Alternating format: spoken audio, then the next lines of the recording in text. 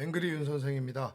오늘도 부동산 관련 뉴스 중에서 이슈가 될 만한 것들을 모아서 분석 정리해 드리도록 하겠습니다.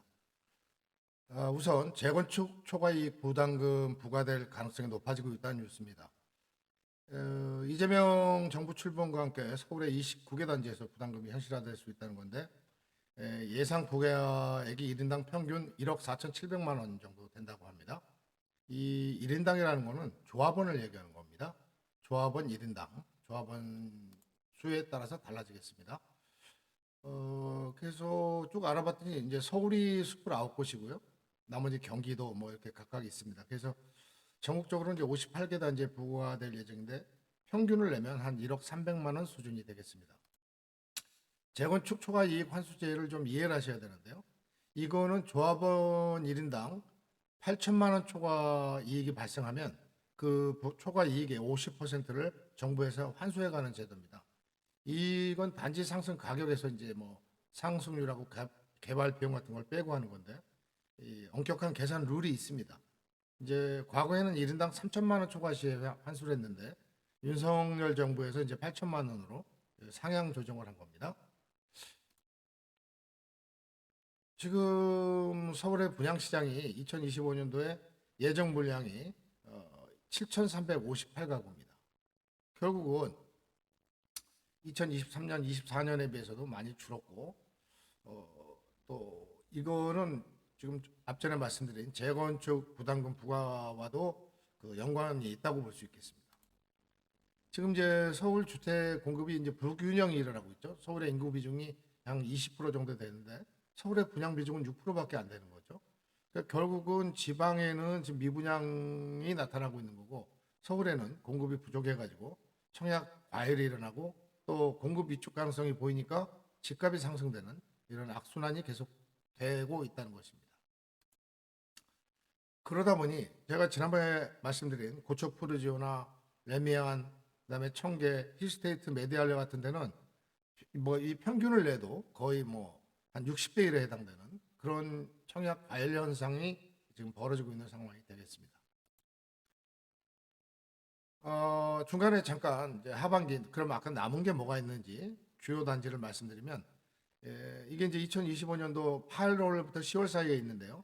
날짜는 확정이 안 됐기 때문에 제가 내용은 기록을 하지 않았습니다만 관심 있는 단지로 늘 각 메모에 두셨다가 청약 시점이 되면 반드시 한번 청약을 노려봐야 할 그런 단지들만 모아봤습니다.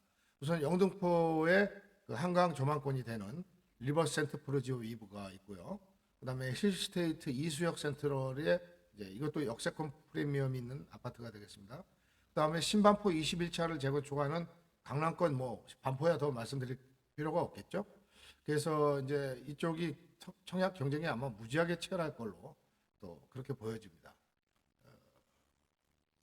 그런데 자 그러면 이제 2025년도 올해 그 분양가 기준을 보면 지금 이제 평균입니다. 25평 기준하면 한 12.3억 정도 해서 전년 대비 벌써 24%가 상승했습니다. 상승 원인은 지난번에 말씀드린 대로 이제 뭐 여러 가지 있습니다만 공사비라든가 공급 부족 현상이 심화된다는 거, 또 결국은 이 신규 분양가 상승이 되면 기존에 있던 주변 아파트들 구축이라고 하죠. 구축까지도 상승될 수밖에 없는 그런 악순환이 이어집니다. 여기다가 지금 이재명 정부에서 재건축 부담금은 언급이 없다 보니까 결국은 부담금을 부과하는 게 아니냐 이렇게 되고 있습니다. 그래서 재건축 부담금이 이제 이런 분양가 상승을 더 가중시킬 수 있다 이런 우려도 나오고 있는 그런 상황이 되겠습니다. 재건축 초과이익 환수제는 어떻게 변해왔냐면요. 원래 이게 시작이 이제 2006년도 노무현 정부에서 시작됐는데 이명박 박근혜 정부 거치면서 뭐 시행 유예 뭐 또 중단 이런 과정을 거치다가 2018년도에 이제 문재인 정부에서 부활을 시켰습니다.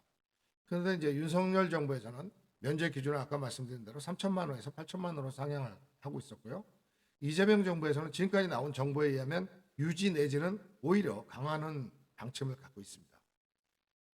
이재명 대통령은 이런 말을 했다고 하나요? 재건축 초과 이익을 환수해서 하는 거는 공익에도 맞지 않을 뿐더러 재산의 균등 배분 차원에서도 옳지 않은 정책이라고 생각한다. 이렇게 했기 때문에 결국은 유지 내지는 강화 방침으로 저는 판단을 하고 있는 게 되겠습니다.